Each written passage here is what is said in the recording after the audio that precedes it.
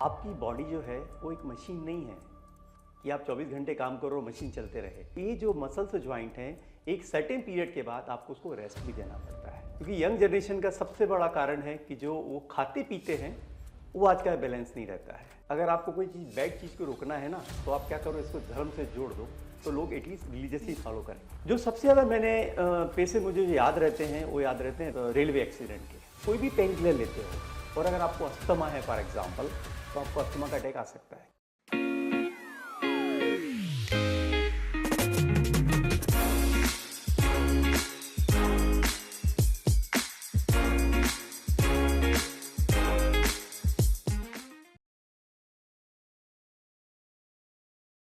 नमस्ते दोस्तों, आज हम बात करने वाले हैं knee pain, back pain, gym injuries, surgery के सच के बारे में।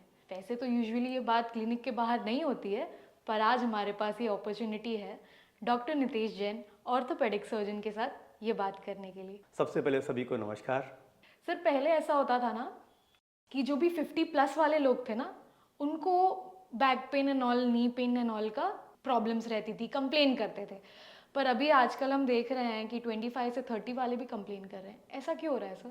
क्योंकि यंग जनरेशन का सबसे बड़ा कारण है कि जो वो खाते पीते हैं उसमें हमारा जो नेचुरल फूड रहते थे, जो स्टेपल डाइट रहता था, जिसमें कि प्रोटीन, कार्बोहाइड्रेट और फैट बैलेंस रहता था, वो आज का बैलेंस नहीं रहता है। आजकल हम देखते हैं कि लोग ऐसी चीज़ें ज़्यादा खाते हैं जिसमें कि चर्बी या फैट की मात्रा ज़्यादा होती है, और हम लोग देख रहे हैं कि इससे बहुत सारे बच्चे में मोटापा देखने को मिलता है। जब बच्चे अपने नॉर्मल वजन से ज़्यादा वजन के होते हैं उनकी ऊंचाई के हिसाब से, तो हम ऐसा देखते हैं कि जब वो जैसे जैसे उम्र में आगे बढ़ते हैं उनके घुटनों पे और उनकी कमर पे जोर ज़्यादा पड़ता है बिकॉज ऑफ ओवरवेट।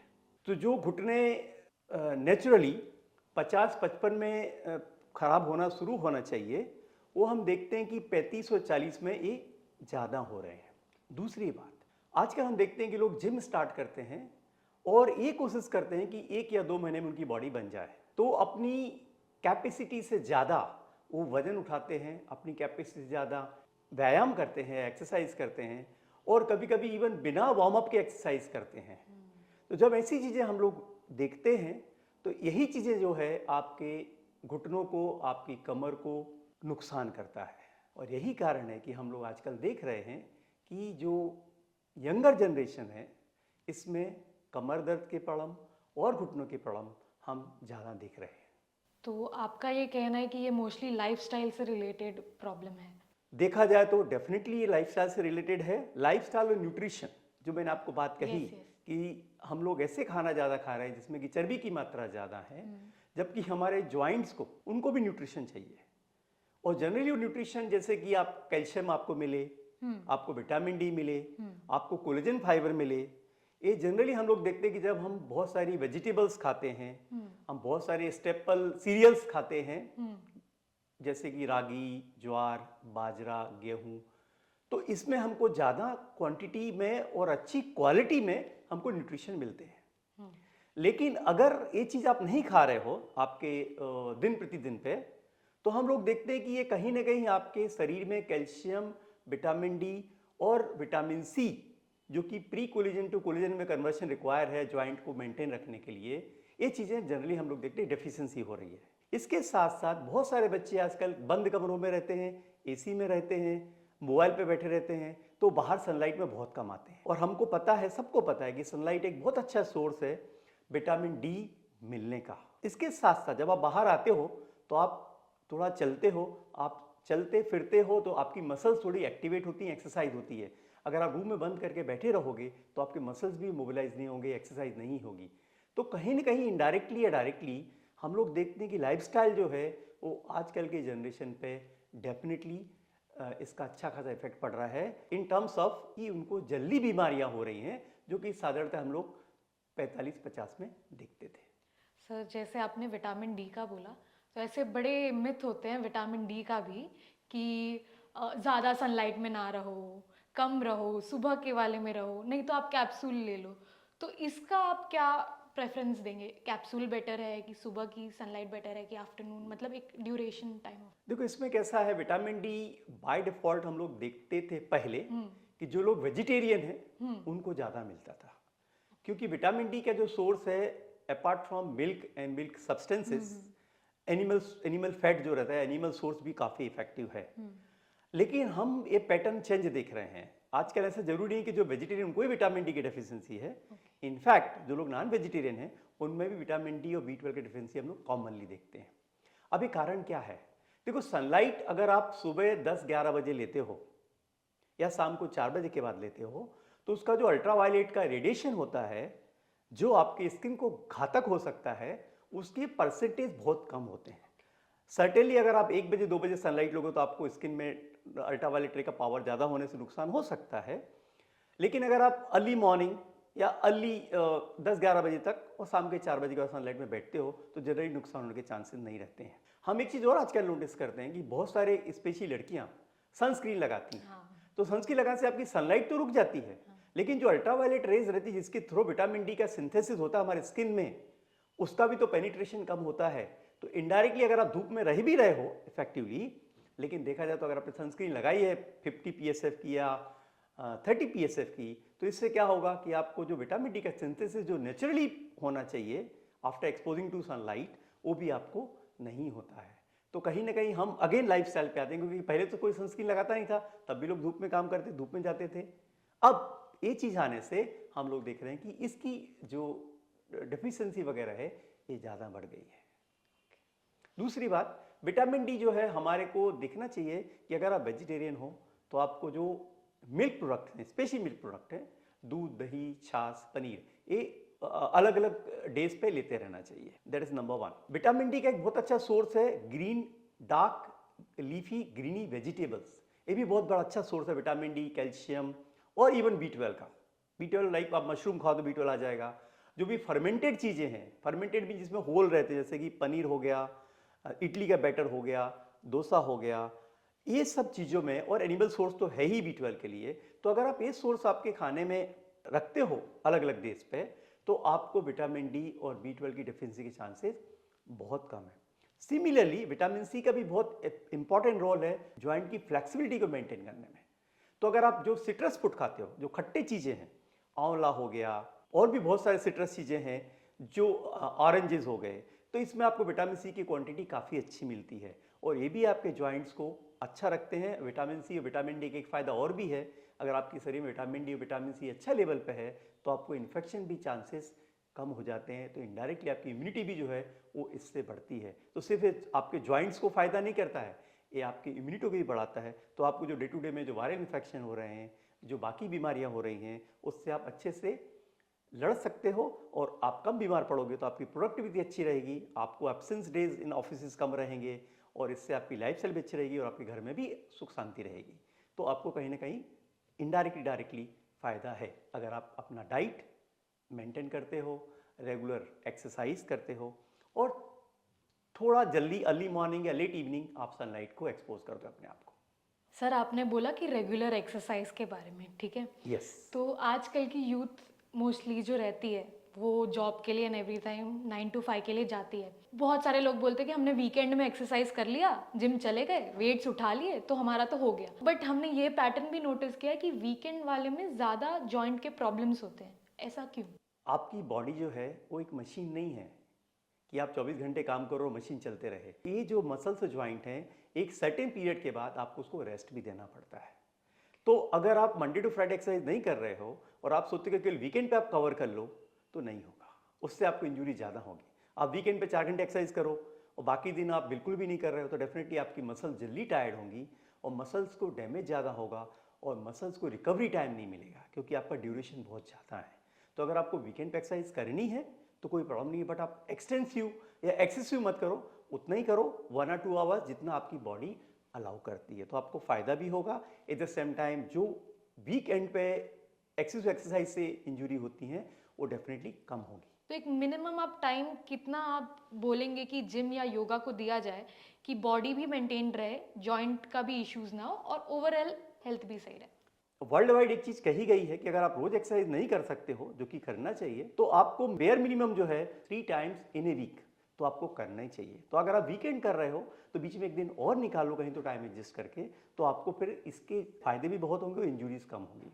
जहां तक टाइम का सवाल है, अब क्या होता है, एक्सरसाइज करने के हमारे 2 उद्देश्य होते हैं। पहला, अपने आप को मेंटेन रखना और साथ में वेट लॉस करना, जो लोग ओबीज हैं या जो लोग मोटे हैं। तो अगर आपको अपने आप को मेंटेन रखना है तो हम लोग बोलते हैं कि आप 45 minute to 1 hour per day या at least 3 times a week exercise करिए। उसमें आपके स्ट्रेचिंग और स्ट्रेंथनिंग, स्ट्रेचिंग मतलब आप नॉर्मल जो है स्ट्रेच करते हैं, योगा में स्ट्रेचिंग हो जाती है, और एक होती है स्ट्रेंथनिंग, मसल को स्ट्रेंथन करना। उसके लिए आपको थोड़े से वेट्स भी लेने चाहिए, भले आपका वेट 1-2 kg हो, 3-4 kg हो, depend on your structure of the body, but weight exercise भी बहुत एसेंशियल है to maintain the tone of the muscles and maintain the strength of the muscle. तो सिर्फ आप योगा करो, बोलो मैं ठीक रहूंगी, तो नहीं चलेगा। योगा से आपको मसल स्ट्रेचिंग होंगी, योगा से आपको मानसिक शांति मिलेगी, आपको पीस मिलेगा, तो आपका स्ट्रेस लेवल जरूर कम होगा, लेकिन मसल बिल्टअप नहीं होगा। मसल बिल्टअप को करना है तो योगा का फॉर्म बदलना पड़ेगा। फॉर एग्जांपल, आप एक्वा योगा करो, जो पानी में करते हैं, बहुत से स्विमिंग पूल में करते हैं। आप एरोबिक्स कर लो, या योगा के साथ साथ एक, मैं भी अगर आप 1 घंटा एक्सरसाइज करते हो तो 15 मिनट एक्सरसाइज आप थोड़ा सा कुछ तो वेट्स आप ले लो। उससे क्या होगा कि आपकी मसल भी टोन रहेंगी, मसल स्ट्रेंथन भी रहेंगी और मसल स्ट्रेच भी रहेंगी, आपका लुक भी मेंटेन रहेगा, आपको बीमारियां भी दूर रहेंगी, और इससे आपका हार्ट, लंग, ब्रेन सब अच्छा रहेगा। क्योंकि एक्सरसाइज करने से सिर्फ बॉडी अच्छी नहीं रहती है, अगर आप आधे घंटे से 1 घंटा एक्सरसाइज करते हो तो आपके शरीर में 10 यूनिट इंसुलिन एक्स्ट्रा प्रोड्यूस होता है। इससे आपका शुगर कंट्रोल रहता है, क्योंकि शुगर मतलब क्या कि आपके शरीर में इंसुलिन का प्रोडक्शन कम हो रहा है या नॉर्मल हो रहा है, और आपकी शुगर आप ज़्यादा खा रहे हो, तो डेफिनेटली जितना इंसुलिन आप जो प्रोड्यूस करते हैं, फॉर एग्जांपल रोज का 45 यूनिट होता है, और आपका अगर ग्लूकोज लेवल कंजम्पशन ज़्यादा है, बिकॉज आप आजकल चॉकलेट बहुत खा रहे हो, फैटी फूड बहुत खा रहे हो, तो डेफिनेटली ग्लूकोज का लेवल हाई रहेगा और आप धीरे धीरे आपको डायबिटीज आ जाएगा। लेकिन अगर आप एक्सरसाइज करके, व्यायाम करके 10 यूनिट ज़्यादा प्रोड्यूस करोगे अपने बॉडी में, जो इंटरनली प्रोड्यूस होता है, तो जो आप एक्स्ट्रा शुगर खा रहे हो वो आपका कंपनसेट हो जाएगा, तो आपको डायबिटीज नहीं आएगा या डिले हो जाएगा। एक फायदा हो गया। दूसरा, जब आप एक्सरसाइज करते हो 45 मिनट टू 1 आवर का, तो आपकी हार्ट बीट बढ़ती है, हार्ट रेट बढ़ती है। तो जब कभी आपको हार्ट अटैक आने के चांस रहेंगे तो आपको बेटर पॉसिबिलिटी कि आप इसको टॉलरेट कर पाओगे, या प्रोबेबली मिस हो जाएगा आपका हार्ट अटैक, या आपको चांस मिलेगा हॉस्पिटल जाने का, जहां आप ट्रीटमेंट ले सकते हो, क्योंकि आपने ऑलरेडी अपनी बॉडी को एक्सपोज किया है 110 120 की हार्ट रेट पे। क्योंकि हार्ट अटैक में जनरली हार्ट रेट पहले बढ़ता है फिर कम होता है, तो एक फायदा है।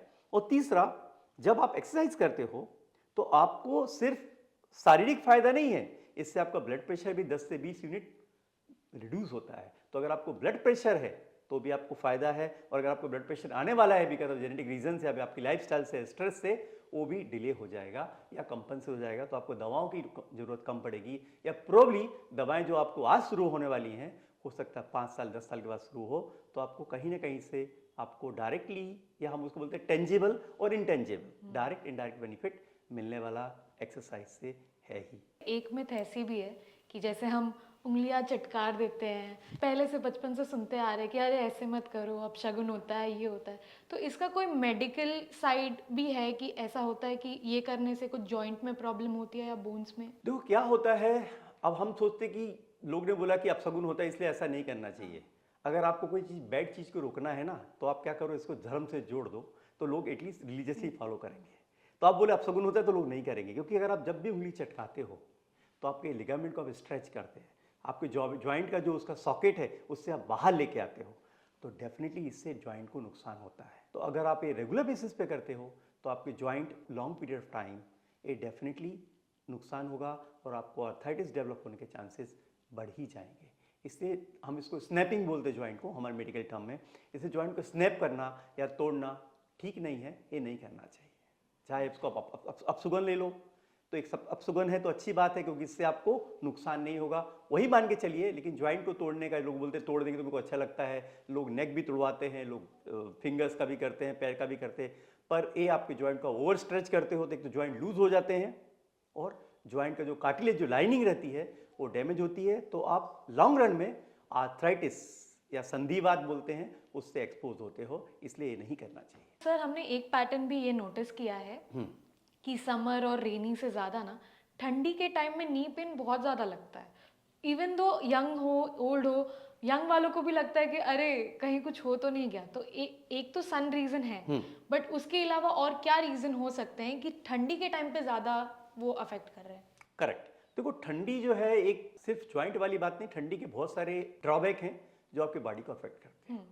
इसका रीजन ये होता है कि जब ठंडी बढ़ती है तो आपके बॉडी का टेम्परेचर भी डाउन होता है।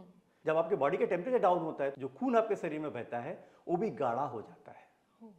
खून गाढ़ा हो गया तो उसकी बहने की स्पीड भी स्लो हो जाएगी। तो डेफिनेटली जब ब्लड फ्लो स्लो होगा तो आपके जॉइंट्स को न्यूट्रिशन कम मिलेगा, ऑक्सीजन कम मिलेगा और जो एंटी रेडिकल्स रहते हैं वो भी कम मिलते हैं। इससे क्या होता है कि जॉइंट पेन जनरली बढ़ जाता है। बट ये जरूरी नहीं है कि जिनको आर्थराइटिस उनको ठंडी में जॉइंट पेन बढ़ेगा ही, लेकिन डेफिनेटली बढ़ सकता है। अब हम इसको कैसे कंट्रोल करें? तो हम लोग बोलते हैं कि जिनको आर्थराइटिस है, जिनको आम बात या संधि बात है और जिनको हर कोल्ड सीजन में या सर्दियों में जॉइंट पेन बढ़ जाता है, तो हम उनको बोलते हैं कि आप अपने आप को वार्म रखो, आप थर्मल पहनो, आप पंखे की स्पीड कम रखो, आप ब्लैंकेट यूज करो या आप ऐसा कोई रिसोर्स यूज करो जिससे आपके शरीर वार्म रहे। ये तो एक्सटर्नल सोर्स हो गया। इसके अलावा आप देखते हो कि पहले गांव में जब ठंडी होती थी लोग ऐसी चीजें खाते थे जिससे आपके शरीर गर्म रहता था इंटरनली, जैसे खजूर हो गया फॉर एग्जाम्पल।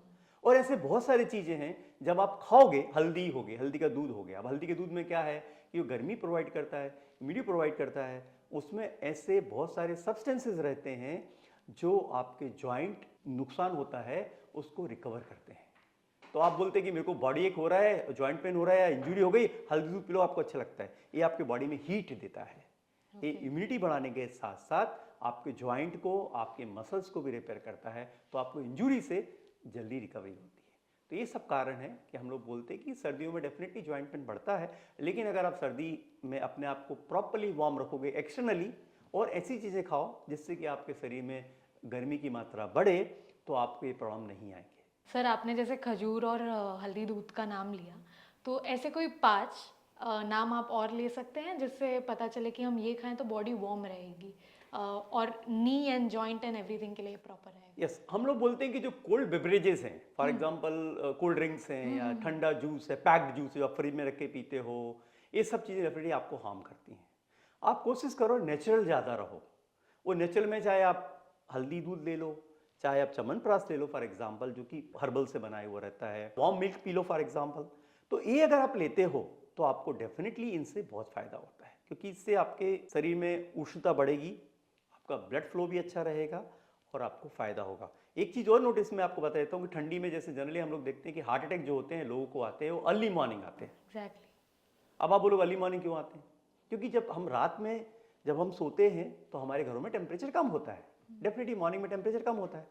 तो जब टेम्परेचर कम होगा तो मैंने आपको बोला कि आपका ब्लड गाढ़ा हो जाता है, और अगर आपको ऑलरेडी आपके हार्ट में प्रॉब्लम है या कोलेस्ट्रॉल जमा है जिससे आपके जो ब्लड जो जिन धमनियों में रक्त बहता है वो नैरो हो गई हैं, तो अगर गाढ़ा ब्लड रहेगा तो डेफिनेटली उसमें फ्लो कम होगा, और जब फ्लो कम होगा तो आपको हार्ट अटैक के चांसेस बढ़ जाते हैं। इसलिए हम यही कहते हैं कि सिर्फ आप ज्वाइंट पे मत जाइए, अगर आप गर्म रहेंगे ठंडियों में तो आपको बहुत फायदे हैं, बीमारियों से बचने के, इन्फेक्शन से बचने के, हार्ट को अच्छा रखना जरूरी है, और आपको सबसे इंपॉर्टेंट कि आपके जॉइंट भी अच्छे रहेंगे। सर एक और एक चीज़ था, जैसे कि बड़े ऑयल्स आते हैं नी पेन एंड एवरीथिंग के लिए, फिर बैंड्स आते हैं, फिर मसाजर्स एंड एवरीथिंग आते हैं, तो उसका इफेक्ट कैसा रहता है? क्योंकि उसमें बड़ी मिथ है कि अरे कोई बोलता है कि नहीं ऑयल काम करता है, कोई बोलता है नहीं नहीं ये नहीं काम करता। अभी देखो कैसा होता है, बहुत सारी कंपनियां जो बहुत सारे ऑयल प्रमोट करती हैं, इफेक्ट तो होता है, इसमें कोई डाउट नहीं है, पर हम इसको बोलते हैं टॉपिकल इफेक्ट होता है। टॉपिकल मतलब कि जो आप जहां अप्लाई करते हो, रब करते हो, तो उस जगह पे दो चीजें होती है। जब कोई चीज को रब करते हो तो वहां पे ब्लड सर्कुलेशन इंप्रूव होता है। जब ब्लड सर्कुलेशन इंप्रूव होगा तो वहां न्यूट्रिशन ज्यादा आएगा, ऑक्सीजन ज्यादा आएगी, फ्री रेडिकल ज्यादा आएंगे, तो आपको ज्वाइंट को फायदा तो होगा, नंबर 1। नंबर 2, ये जो बाम लगाते हो या आप ऑयल लगाते हो, एक तरह का काउंटर इरिटेंट का काम करते हैं। तो आपके ब्रेन को सिग्नल भेजते हैं कि आपको कुछ जगह पर दर्द हो रहा है, फिर वो ब्रेन महसूस करता है, तो बॉडी से ऐसे सब्सटेंसेस जनरेट करता है, ऐसे केमिकल जनरेट करता है। इससे क्या होता है कि आपको पेन को कंट्रोल करने की क्षमता जो है वो बढ़ जाती है। इसमें एक होता है कॉक्स2 इनहिबिटर का आना, प्रोस्टाग्लैंडिन का सीक्रेट करना है, केमिकल सब्सटेंस जो ब्लड में आते हैं, ये आपके एंटी इन्फ्लेमेटरी, मतलब जो शरीर में ज्वाइंट में जो सूजन आ रही है इससे फाइट करते हैं। तो जब सूजन कम होगी ज्वाइंट के अंदर तो डेफिनेटली आपको दर्द भी कम हो जाए। तो ऑयल लगाने में फ़ायदा है, लेकिन आप बोलो कि सिर्फ ऑयल लगाने से आपका जॉइंट पेन खत्म हो जाएगा या आर्थराइटिस खत्म हो जाएगी, नहीं। ये आपको 2 घंटे, 4 घंटे, 6 घंटे आराम दे सकता है, लेकिन आपका जो प्रॉब्लम है वो क्योर नहीं कर सकता है। इसको हम बोलते हैं सिम्प्टोमेटिक रिलीफ, मतलब आपको तात्पुरता कि आपको प्रॉब्लम आया, आपने बाम लगाई, आपको ठीक लगा, लेकिन जब उसका इफेक्ट 3-4 घंटे बाद खत्म हो जाएगा, आप बैक टू नॉर्मल आ जाओगे। तो जब आपको कभी ऐसे प्रॉब्लम है तो आप डेफिनेटली यूज़ कर सकते हो, लेकिन इसको आप क्योर करने के लिए, आपके प्रॉब्लम को सॉल्व करने में आपको फ़ायदा नहीं होगा। लेकिन आजकल बहुत सारे ऑयल हैं, लिनीमेंट्स हैं, ऑइंटमेंट्स हैं, स्प्रेज हैं, जो आपको डेफिनेटली हेल्प करते हैं। और सर बेल्ट्स एंड ऑल हाँ, के बारे में? बेल्ट कॉमनली यूज़ होते हैं तो नी में, एल्बो में और लो बैक में यूज़ होते हैं। तो जब आपको इंजरी हुआ है, जब आपके जॉइंट्स को या मसल्स को रेस्ट की ज़रूरत है, तो डेफिनेटली बेल्ट बहुत हेल्प करते हैं। लेकिन बेल्ट का एक डिसएडवांटेज भी है, अगर आप बेल्ट को लंबा यूज़ करोगे तो आपके खुद के मसल्स भी कम यूज़ होंगे, और जब आपके खुद के मसल्स कम यूज़ होंगे तो क्या होगा, वो ओवर द पीरियड वो वीक हो जाएंगे। तो आपको शॉर्ट टर्म में गेन है, लेकिन अगर लॉन्ग टर्म बेल्ट को यूज़ करते हो तो आपकी उसके ऊपर निर्भरता बढ़ जाएगी, और जितनी ज़्यादा निर्भरता बढ़ती जाएगी, आपके खुद के जो इनबिल्ट नेचुरल मसल्स हैं वो वीक हो जाएंगे, तो आपको लॉन्ग टर्म में नुकसान होगा। इसलिए जो आपको ड्यूरेशन बोलेगा कि आपको नी कैप यूज़ करना है या बेल्ट यूज़ करना है, तो डॉक्टर ने जो आपको सलाह दी कि भाई आप 6 वीक यूज़ करो या 2 मंथ्स यूज़ करो, या जब आप खेलते हो तभी यूज़ करो, बाकी टाइम पे यूज़ मत करो, तो आपको फ़ायदा है। लेकिन आप इसको बिना उसके आप कुछ नहीं करोगे, जैसे लोग नेक का कॉलर लगा लेते हैं और लगा के रखते हैं, तो आपके खुद के मसल यूज़ नहीं होते हैं, तो आपको इनडायरेक्टली मसल वेस्टिंग होती है, मसल की स्ट्रेंथ कम होती है, और उससे आपको फ्यूचर में आपको ज़्यादा प्रॉब्लम हो जाएगा। इसलिए इसको short term as a aid use करो, temporary aid, not as a long term aid. Sir आपने सारे नेचुरल चीज़ों के बारे में बात कर दिया, बट आजकल लोग सप्लीमेंट बहुत बोलते हैं। तो जो कैल्शियम के टैबलेट्स होते हैं वो इफ़ेक्टिव रहते हैं, नहीं रहते हैं, या हमें नेचुरल से ज़्यादा मिलेगा और हमें नेचुरल कंजम्पशन ही ज़्यादा करना चाहिए, या 1-2 टैबलेट से हो जाएगा, और उसके साइड इफ़ेक्ट क्या होते हैं? कैल्शियम लेने का हमारे बहुत सारे टीवी चैनल पे प्रमोट करते हैं कि आप अगर 30 साल के हो तो आपको कैल्शियम लेना चाहिए। ये मिथ है, ऐसा कुछ नहीं है। हमारे ज़माने में हम लोग देखते थे कि 60-70 साल 80 साल के लोग भी गांव में अभी भी मजबूत रहते हैं, उन्हें कोई कैल्शियम टैबलेट कभी खाई नहीं है। तो उनने कैसे निकाला है? वो तो खेतों में काम करते हैं, बैठ के काम करते हैं, उकड़ू बैठते हैं, अभी भी ज़मीन पर बैठते हैं, और हम यहाँ 30-40 में बैठ नहीं पा रहे हैं। तो ऐसा क्या है? तो कैल्शियम में 2 रूल बहुत क्लियर है। पहला रूल ये है कि जिन महिलाओं के पीरियड बंद हो गए हैं, नेचुरली मेनोपॉज आ गया है, 45-50, आजकल तो लेट भी होता है, तो उनको कैल्शियम रेगुलर बेस पे लेना चाहिए, नंबर 1। नंबर 2, अगर किसी महिलाओं की हिस्टेक्टॉमी हो गई, उनका यूट्रस से बच्चेदानी निकाल दिया गया है कोई रीज़न से, तो उनको इर्रेस्पेक्टिव ऑफ द एज उनको भी कैल्शियम रेगुलर बेस पे लेना चाहिए, ऐसा कहा जाता है। कैल्शियम का कैसा होता है कि हम लोग देखते हैं कि पर डे का जो कैल्शियम का रिक्वायरमेंट है वो 1200 मिलीग्राम, 1200 मिलीग्राम से 1500 मिलीग्राम, 1500 मिलीग्राम पर डे आपको चाहिए, depend on your body and your type of work, correct. पर 1200 मिनिमम और 1500 मैक्सिमम आपको लगता है।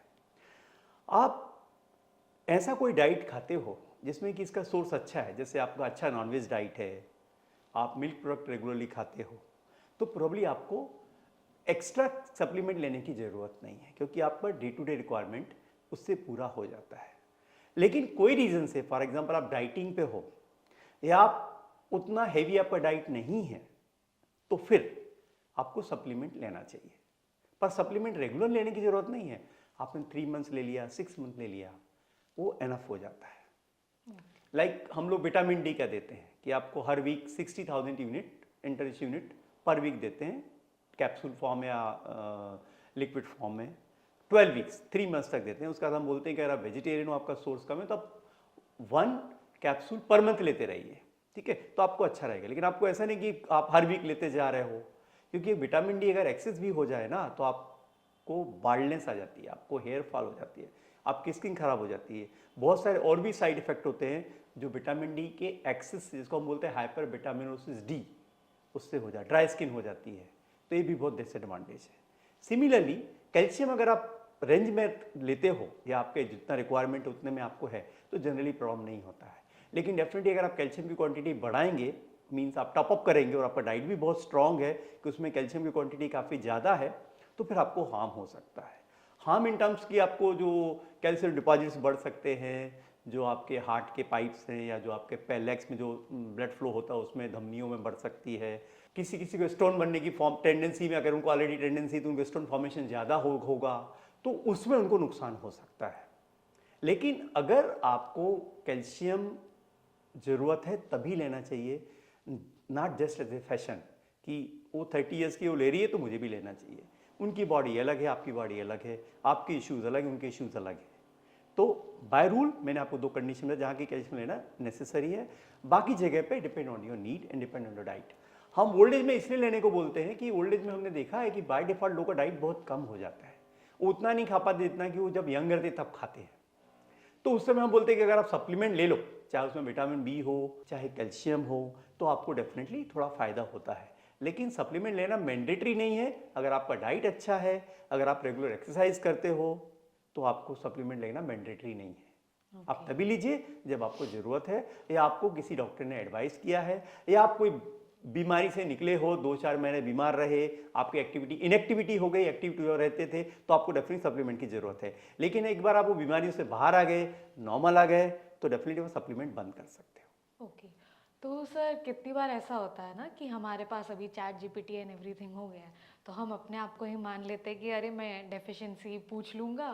तो आपको क्या लगता है कि फ़ोन वाला जो रहता है, जो भी इंटरनेट नॉलेज रहती है, वो भी हमें डेफिशिएंसी, या उसको हम पूछेंगे कि आप फ्रूट्स के नाम बता दो, ये कर दो, वो बता देगा। तो एक इंटरनेट वाला नॉलेज और एक डॉक्टर को जाके बताने वाला नॉलेज, इसमें मेजर डिफरेंस क्या होता है? देखो कैसा होता है, एक सिंपल एग्जांपल मैं देता हूँ। एक होता है कपड़ा जो आप रेडीमेड पहनते हो, और एक होता है जो आप बनवा के पहनते हो।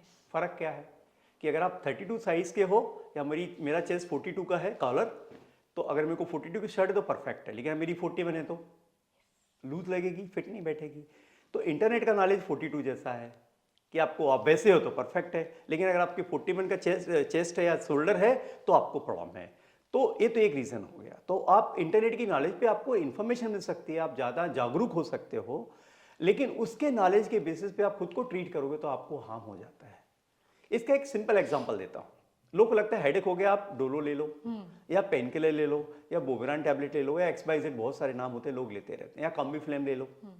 ठीक है, लेने में नुकसान नहीं है, लेकिन अगर आप कॉम्बीफ्लेम लेते हो या कोई भी पेन किलर लेते हो, और अगर आपको अस्थमा है फॉर एग्जांपल, तो आपको अस्थमा का अटैक आ सकता है, क्योंकि जिनको अस्थमा है उनमें पेन किलर देना रिस्की हो जाता है। उनमें एक सर्टेन कैटेगरी के ही पेन किलर हम दे पाते हैं, सब पेन किलर नहीं दे पाते हैं। ये एक बात हो गई। मान लो मुझे कोई पेन किलर का एलर्जी है, इंटरनेट तो आपको एलर्जी बताएगा नहीं, आपने टैबलेट ले ली और आपको एलर्जी रिएक्शन होगा तो आप क्या करोगे? वैसे ही आपको वो केमिस्ट के पास गया, उसने बोला ठीक है आपको पेन हो रहा है, आप दवा खा लो। उसको पता नहीं कि आपकी बॉडी के हिसाब से डोज कितना देना है। आपको दिन में 1 बार टैबलेट लेनी है, 2 बार लेनी है, 3 बार लेनी है, उसका पावर क्या है। तो आप क्या करते हो, उसने दे दिया, आपने खा लिया। अब आपकी बॉडी को हो सकता है उसको ओवर डोज हो जाए या कम डोज हो जाए, तो आपको फर्क नहीं आए या उसके साइड इफेक्ट हो जाए। तो इंटरनेट का नॉलेज वैसे ही है, आप रिस्क लेके करते हो। इसलिए मेरा यही सजेशन है कि अगर आपको कभी भी पेन किलर लेना है, आपको कैल्शियम का लेना है, आपको विटामिन डी लेना है, या इवन B12 लेना है, तो आप अपने मन से मत लीजिए। आप एक बार डिस्कस करिए डॉक्टर के साथ में, वो आपको बताएंगे आपकी बॉडी को कितनी ड्यूरेशन की ज़रूरत है, कितनी मात्रा की ज़रूरत है, और किस फॉर्म में लेना है। क्योंकि calcium injection, vitamin D injection भी आते हैं, विटामिन डी लिक्विड भी आता है, विटामिन डी कैप्सूल भी आता है। हम किसी को कैप्सूल देते हैं, किसी को लिक्विड देते हैं, किसी को इंजेक्शन देते हैं। आप बोलोगे फ़र्क क्या है? अगर आपका विटामिन डी <10 है आपके ब्लड टेस्ट में, इसका मतलब कि आपको सीवियर डेफिशिएंसी है, तो हो सकता है हम आपको कुछ शॉट से इंजेक्शन कर देंगे, फॉलोड बाय आपको कैप्सूल या टैबलेट देंगे। अगर आपका 30 के नीचे है, 20 या 30 के बीच में है, मीन्स आपके में विटामिन डी तो है लेकिन इनसफिशिएंट है, तो हम क्या बोलेंगे, आपको इंजेक्शन की जरूरत नहीं है, आप या तो शॉट्स ले लीजिए जो लिक्विड होते हैं, या आप कैप्सूल ले लीजिए। तो फर्क है। इंटरनेट आपको इतना चीज नहीं बताएगा, इंटरनेट बताएगा डेफिशिएंसी या विटामिन डी ले लो, किस फॉर्म में लेना है, कैसे लेना है, कितना ड्यूरेशन में लेना है, और किसको हार्मफुल है विटामिन डी, कोई भी पेन किलर विटामिन डी, किसको हार्मफुल नहीं है, वो आपको नहीं बताएगा। वो आपको सेल्फ असेसमेंट करना पड़ेगा, उसमें आपको नुकसान ज़्यादा हो सकता है। इसी कारण हम ये बोलते हैं कि वो बोलते हैं कि हाफ कुक्ड फूड जो है वो आपको नुकसान करता है, उसमें पैरासाइट भी होते हैं, उसमें वायरसेस भी होते हैं, तो आपने तो कोई अच्छी चीज़ खाई है, लेकिन अगर प्रॉपर्ली कुक नहीं हुआ तो उसमें जंतु रहेंगे जो आपको हार्म कर जाएंगे। वैसे ही इंटरनेट का नॉलेज भी हाफ कुक रहता है, वो आपको इन्फॉर्मेशन देता है। इंटरनेट का पर्पस ये नहीं कि आपको अपने बॉडी को नुकसान करो, वो आपको जागरूक बनाता है, आपको इतना ज्ञान देता है कि आपके शरीर में कोई चीज़ हो रही है तो आप उससे समझो और फिर एक सही जगह पे जाके उसको टेस्ट कराओ, चेकअप कराओ, सलाह लो, ताकि उसको आप प्रॉपरली ट्रीट कर पाओ या ठीक कर पाओ बिना आपके शरीर को नुकसान किए। इसलिए इंटरनेट का नॉलेज अच्छी बात है, लेकिन अगर आप उसको खुद के ऊपर अप्लाई करते हो जो कि कभी कभी आपको हार्मफुल बन जाता है। और हमने ऐसे केसेस भी देखे जहाँ लोगों को ओवरडोज ऑफ ड्रग्स हो गया बिकॉज उनने इंटरनेट के हिसाब से ले लिया, या लोगों को साइड इफेक्ट हो गए और फिर उससे क्या हुआ, उनको एवेंचुअली हॉस्पिटल आना पड़ता है जहाँ बहुत मुश्किल होता है उनको मैनेज करना। इसलिए इंटरनेट नॉलेज के लिए अच्छा है, आपको चीज़ों को समझ रहा है, बीमारी को समझना बहुत अच्छी बात है। लेकिन जहाँ तक दवाओं का सवाल है, मेरे हिसाब से आपको कोई भी जो आपके नियर बाय डॉक्टर है उसके बिना सलाह के दवा लेने में आपको नुकसान हो सकता है। तो सर जैसे हम देखते हैं कि मोस्टली आजकल सिटिंग जॉब्स हैं। अब ये सिटिंग जॉब्स में क्या होता है, इरेक्ट बैठना बहुत हार्ड हो गया है लोगों के लिए। अगर आप बोल दो कि 5 मिनट इरेक्ट बैठ जाओ तो अरे नहीं हो पाएगा। तो वो एक जो हमारा स्पाइन है वो धीरे धीरे स्लाउज होता जा रहा है, तो उसके वजह से नेक पे हम क्रिएट होता है। तो ये कितने ड्यूरेशन में क्रिएट होता है और क्या इसको हटाना पॉसिबल है, जो एक धीरे धीरे मोबाइल स्क्रीन ऐसे करके बैठने से हो जाता है, तो उसको हटाना या पॉसिबल है या नहीं है, और ये कितना ड्यूरेशन का टाइम ले सकता है, और या इस पे सर्जरी की ज़रूरत पड़ सकती है? देखो, नेक हम बहुत कॉमन इश्यूज हैं, सर्जरी की जरूरत तो मोस्टली नहीं पड़ती है अनलेस हम बहुत ही प्रोमिनेंट रहे। और अगर सर्जरी करनी है तो जनरली हम लोग कॉस्मेटिक रीजन से करते हैं कि आपको ऐसे कपड़े पहनने जहाँ कि आपका नेक एक्सपोज्ड है, आप अपर बैक एक्सपोज्ड है और आपको खराब दिखता है, तो कॉस्मेटिक रीजन से हम सर्जरी करते हैं। मेडिकल रीजन से सर्जरी नेक हम की नहीं की जाती है, क्योंकि हम अगर रहता है तो आपको हार्मफुल तो नहीं है, कॉस्मेटिकली ज़्यादा खराब दिखता है। हम अभी फर्दर डिस्कशन करते हैं कि हम क्यों हो रहा है। हाँ। क्योंकि जब हम लोग देख रहे हैं कि आजकल के generation most of time they are in either laptop, computers और मोबाइल। ऐसा नहीं कि कंप्यूटर मोबाइल पे बैठने में आपको नुकसान होगा। अगर आप अपराइट बैठते हो, मींस प्रॉपर पोस्चर पर बैठते हो और एक सर्टेन ड्यूरेशन बैठते हो 8 घंटे 10 घंटे, तो हार्म होने के चांसेस बहुत कम है। लेकिन अगर आपका सिटिंग आवर्स बहुत ज़्यादा है, 12 घंटा 15 घंटा है, और आप कैसे भी बैठ रहे हो, आपका पोजीशन बराबर नहीं है, आपका चेयर बराबर नहीं है, चेयर बराबर तो आपका सिटिंग पोजीशन बराबर नहीं है, आपका नेक पोजीशन बराबर नहीं है, तो डेफिनेटली हार्म करेगा और इससे ज़्यादा हम डेवलप होते हैं। क्योंकि आप जब देखते हो मोबाइल को तो आपका कैसा रहता है, आपका नेक फॉरवर्ड रहता है, तो मसल्स जो रहते हैं वो over period of time damage हो जाते हैं या उनका कॉन्फ़िगरेशन चेंज होने लगता है कि जो उनकी पोजीशन है, न्यूट्रल पोजीशन, वो चेंज होने लगती है। उससे हम्प जो है ज़्यादा प्रोमिनेंट दिखने लगते हैं। ठीक है, यही मेन कारण है। इसको ठीक करना है अगर किसी को है तो हम लोग यही बोलते हैं कि आप regular neck and shoulder exercise करिए। आपको बहुत इजीली इंटरनेट पे, यूट्यूब पे 50 एक्सरसाइज मिल जाएंगे। आपको जरूरी नहीं कि पूरे 50 एक्सरसाइज करिए, बट जो सिंपल बेसिक एक्सरसाइज है उसमें 4-5 आप सेलेक्ट कर लो। अगर आप रेगुलर बेसिस पे करते हो तो डेफिनेटली आपकी मसल जो है नेक की टोन होंगी, आपको नेक में पेन कम होगा और स्लोली हम भी आपका बेटर होता जाएगा। Correct, that is a one part. हम एज आई सेड हम लोग ट्रीट नहीं करते सर्जिकली अनटिल अनलेस एक कॉस्मेटिकली आपको बहुत बॉदर कर रहा है या इतना बड़ा हम्प है कि हमको लगता है कि नहीं डेफिनेटली इससे आपके मसल्स अफेक्ट हो रहे हैं, आपका पोस्चर चेंज हो रहा है, तो डेफिनेटली हम सर्जरी एडवाइस करते हैं। But in my 22 year of practice मैंने शायद एक भी सर्जरी एडवाइस नहीं की होगी, क्योंकि किसी को इतना ज़्यादा स्ट्रक्चरली प्रॉब्लम नहीं आया एक्सेप्ट कॉस्मेटिक इशू को छोड़ के। तो सर ऐसा कोई पेशेंट है जो आपको अभी भी ऐसे याद हो, एक ऐसे पेशेंट को आप जैसे भूल ना पाए हो नी एंड ऑल के हिसाब से, कि वो जो केस था बहुत ही चैलेंजिंग केस था, बट फिर आपने ऐसा सोल्यूशन निकाला कि even they were very happy and they were very emotional about it, कि थैंक यू सर कि आपने हमारा ये प्रॉब्लम सॉल्व कर दिया?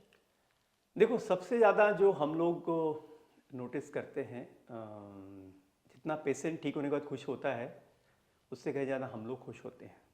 हम खुश इसलिए होते हैं कि हमको लगता है कि हमने जो सीखा, हम कोई भगवान तो नहीं है, हम कोई भगवान ने किसी ना किसी रूप में बोला कि आप सीखो, लोगों की सेवा करो। तो जब हम वो अपनी एजुकेशन जो हमने पढ़ाई की, हमने जो सीखा, जब हम उसको किसी के लिए यूज़ करते हैं और उससे उसके प्रॉब्लम सॉल्व हो जाते हैं, तो जितना वो खुश होता है उससे कहीं ज़्यादा हम खुश होते हैं, चलो हमारी एजुकेशन फ़ायदा हो रही है।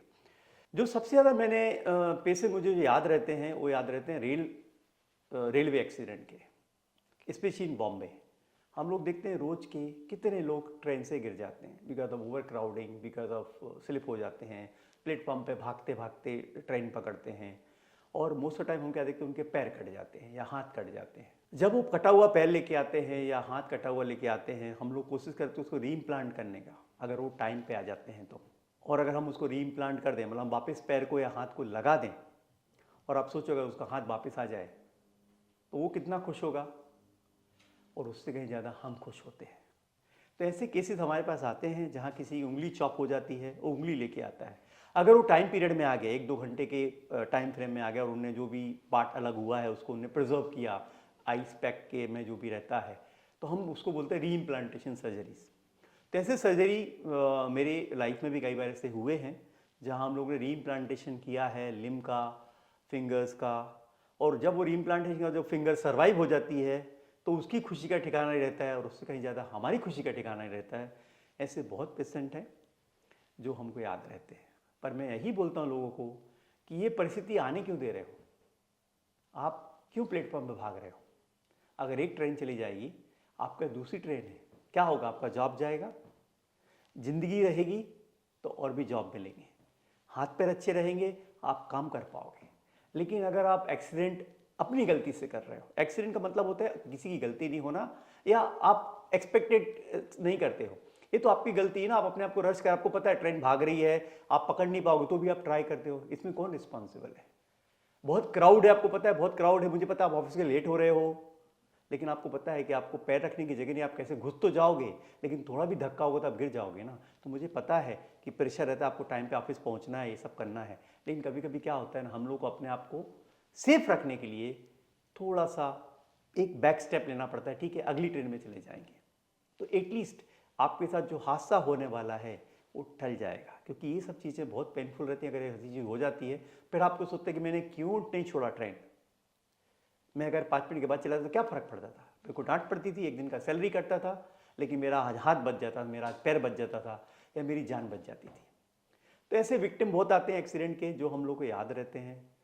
हम भगवान से यही दुआ करते हैं कि भगवान ये परिस्थितियाँ नहीं आए, अगर आ जाएं तो हम उसको जितना बेस्ट कर सकते हैं ताकि ये वापस काम पे चला जाए। हमारा प्राइमरी एम होता है, जब कोई आदमी बीमारी लेके आता है, स्पेशली ऑर्थोपेडिक में, फ्रैक्चर हो गया, उसको सबसे बड़ा डर क्या रहता है? क्या मैं वापस भाग पाऊंगा? क्या मैं वापस वही काम कर पाऊंगा जो मैं काम कर रहा हूँ? क्या मैं वापस ड्राइविंग करता हूँ ड्राइविंग कर पाऊंगा?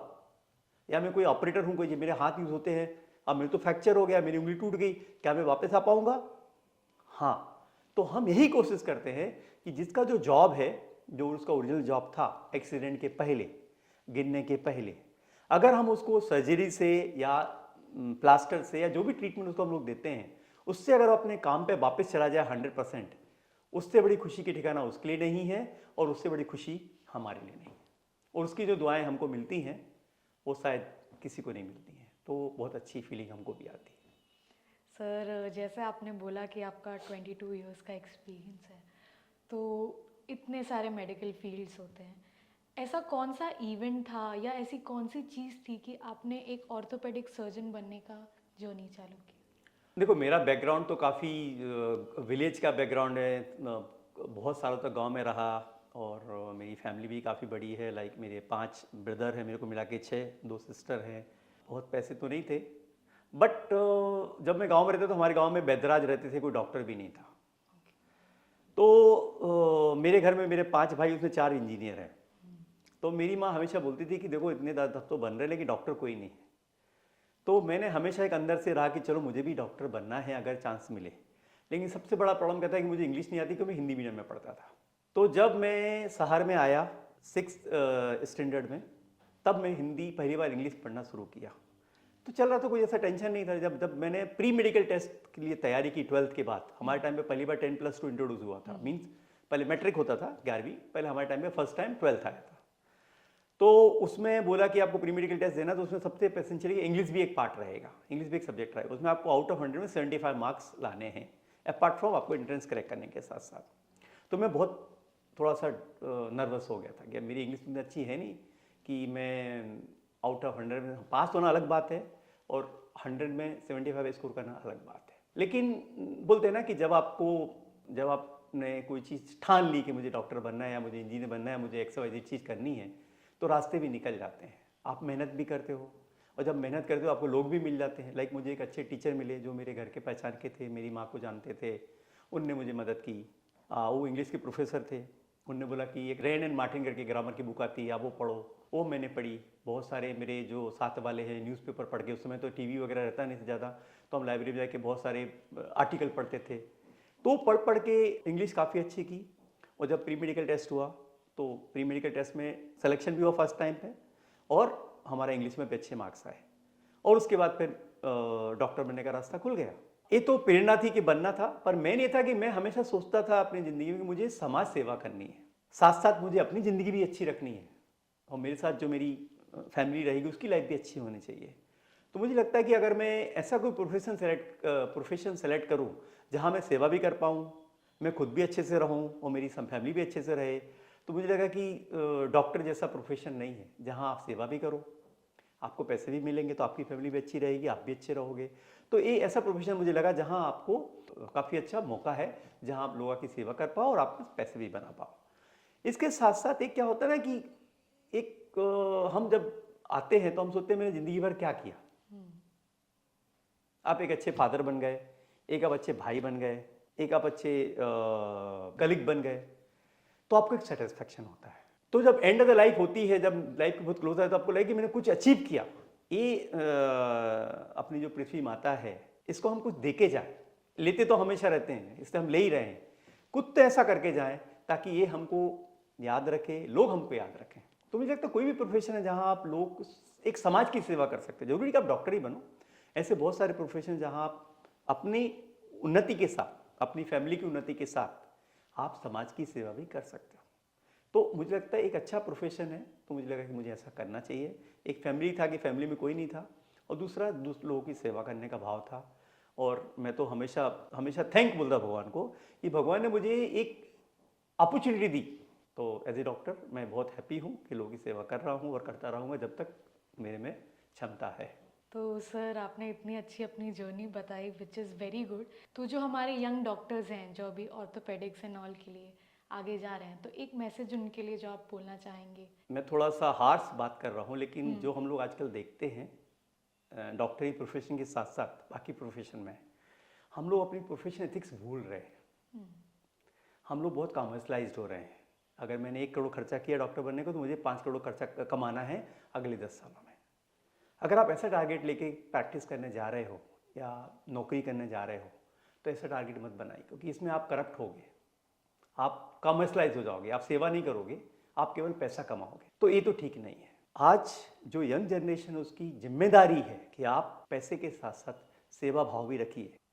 अगर आज हमारा प्रोफेशन इतना रिस्पेक्टेड है क्योंकि हम सेवा भाव रखते हैं, बाकी प्रोफेशन भी रिस्पेक्टेड है क्योंकि लोग सेवा भाव रखते हैं। ऐसा नहीं चाहते कि लोग आपको पैसे नहीं देंगे, वो भी चाहते हैं आपको भी घर चलाना, आपके भी बच्चे हैं, आपकी भी फैमिली है, तो आप भी पैसे कमाओ। लेकिन गलत तरीके से ऑपरेशन करना, अननेसेसरी ऑपरेशन करना, अननेसेसरी टेस्ट करना, लोगों को अननेसेसरी डरा के सर्जरी करवाना या करना, मेरे हिसाब से नहीं करना चाहिए।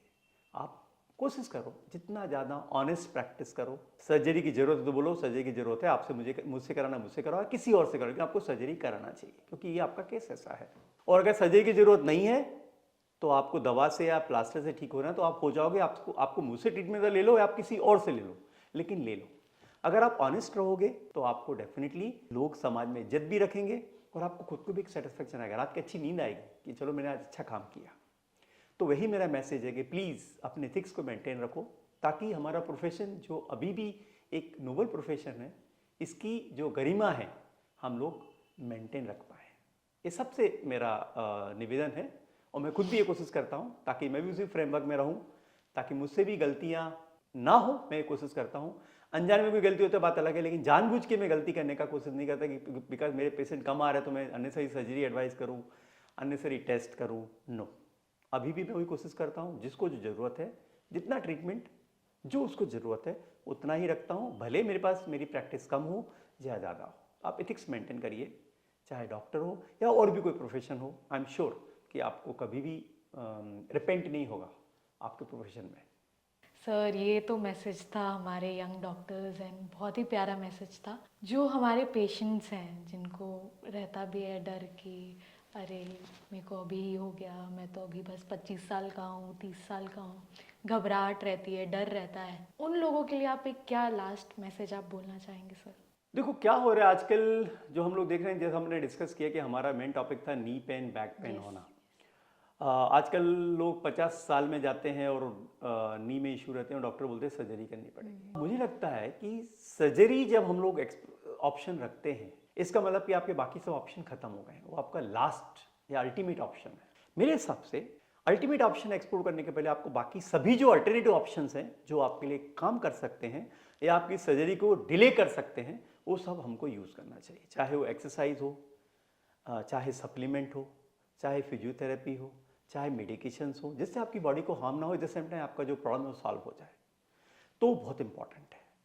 अगर आप कोई रीज़न से कोई सर्जरी को 5 साल डिले कर सकते हो, जो कि हमको आज करनी है, स्पेशली हमने नी जॉइंट की बात कर, नी जॉइंट रिप्लेसमेंट की बात कर, हिप की बात कर रहा हूँ, तो वेल एंड गुड है। नो डाउट आप पेन में नहीं जा सकते, आपको दर्द रोज रहेगा और आपका ज्वाइंट पूरा खराब हो गया है, तो फिर आपका तो ऑप्शन नहीं है। लेकिन अगर आपका ज्वाइंट पार्शियली खराब हुआ है, तो आप अपनी लाइफस्टाइल चेंज करके, जैसे एक्सरसाइज करना, अपना वजन को कम करना, ऐसी चीज़ करना जिसमें विटामिन डी, कैल्शियम, B12 अच्छे से रहे, विटामिन C रहे, ताकि आपके ज्वाइंट अच्छे रहें, तो आप इसको डिले कर सकते हो। और जब आपको आपका एक सर्टेन एज आएगा जब आपको करना है, तो आपको फायदे में, क्योंकि आप जॉइंट रिप्लेसमेंट करके ऐसा नहीं कि आपने आज कर लिया और ये फॉरएवर के लिए होता है। इसका एक टाइम लिमिट होता है, ये एक एक्सपायरी के साथ आता है। किसी का 10 साल, किसी का 15 साल, किसी का 20 साल। आपको ये ज्वाइंट परमानेंट नहीं चलेगा। अगर आपने बदला है तो इसका एक टाइम आएगा जब ये खराब होना शुरू हो जाएगा, क्योंकि वो भी end of the day joint है। उसका वियर एंड टियर डिपेंड किया। अगर मान लो आपने ज्वाइंट रिप्लेसमेंट सर्जरी करा ली, लेकिन आपने वेट कम नहीं किया, तो जो ज्वाइंट 20 साल चलने वाला है वो 10 साल ही चलेगा। क्यों? क्योंकि आपका पहले भी ज्वाइंट आपके वेट के कारण खराब हुआ था, अभी भी आपका वेट तो वही का वही है। तो अगर आपने ज्वाइंट रिप्लेसमेंट करा लिया, लेकिन आपने आपको चेंज नहीं किया, अपनी लाइफस्टाइल चेंज नहीं की, तो आपको जो बेनिफिट मिलने वाला था 20 साल का, वो आपको 10 साल का मिलेगा। तो बहुत इंपॉर्टेंट है कि सर्जरी जितनी पॉसिबल हो, अगर अल्टरनेटिव सोर्सेज हैं, चाहे वो जो भी हो, जो भी अलग अलग थेरेपीज रहते हैं, वो हमको यूज़ करना चाहिए। अगर वो काम नहीं कर रही हैं और आप स्ट्रगल कर रहे हो, आप डे टू डे एक्टिविटी नहीं कर पा रहे हो, आपका चलना कम हो गया, आपको बैठ नहीं पा रहे हो और जॉइंट सच में बहुत ख़राब हो गया है, तो सर्जरी करना चाहिए। अदरवाइज बाकी चीज़ें हमेशा पहले ट्राई करना चाहिए। Thank you sir, it was great talking to you. आप बहुत अच्छे होस्ट हो, आपने बहुत पेशेंसली क्वेश्चंस पूछे और मैंने पूरी कोशिश की कि मैं जितनी ईमानदारी से आपको उत्तर दे सकूं, मैंने कोशिश की है। और मेरा यही बाकी लोगों से एक तरह की सलाह या एडवाइस है कि प्लीज़ आप सेंसिबली खाइए, क्योंकि आपका डाइट ही आपके शरीर को अच्छा रखता है ओवर लॉन्ग पीरियड टाइम। कोशिश करिए कि आप एक व्यायाम या एक्सरसाइज आपके पार्ट ऑफ लाइफ बना लो। आप कितने भी बिजी रहो, पर कोशिश करो एटलीस्ट 3 टाइम्स ए वीक आपको एक्सरसाइज, योगा या जो भी कोई भी फॉर्म एक्सरसाइज है, चाहे साइकिलिंग करो, चाहे आप स्विमिंग करो, जो आपको ठीक लगता है करना चाहिए। और सबसे इम्पॉर्टेंट है कि कोशिश करो कि अगर आपका शरीर अच्छा रहेगा तो आपको मेंटल पीस भी रहेगी, और जब मेंटल पीस रहेगी तो आपके घर में भी अच्छा रहेगा, आपकी फैमिली भी अच्छी रहेगी और आपकी प्रोडक्टिविटी भी बढ़ेगी। इसे कोशिश करिए कि आप अच्छा खाएं, अच्छे से सोएं और अच्छे से रहें, जिसको हम बोलते हैं स्वस्थ रहें, मस्त रहें। यही मेरा मैसेज है और नमस्कार, धन्यवाद।